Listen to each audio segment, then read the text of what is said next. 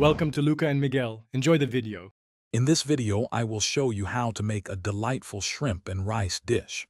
We will start by gathering all our fresh ingredients, ensuring everything is ready for a smooth cooking process. This guide will help you prepare a flavorful meal with ease, perfect for any occasion.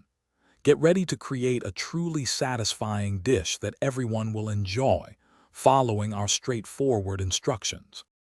For this recipe, you will need 1 pound of fresh shrimp, already peeled and deveined. We'll use 2 cups of long-grain white rice, which forms the hearty foundation of our meal. Also, chop 1 bell pepper and 1 onion into small, uniform pieces. Don't forget 2 cloves of minced garlic and 1/2 cup of your preferred broth to enhance the flavors. First, cook your rice. It usually takes about 18 minutes to become tender. While the rice simmers, sauté your chopped bell pepper and onion in 1 tablespoon of olive oil until they are soft. Next, add the shrimp and minced garlic to the pan, cooking for approximately 2 to 3 minutes per side until the shrimp turn pink and opaque. Finally, gently fold the cooked rice into the shrimp and vegetable mixture.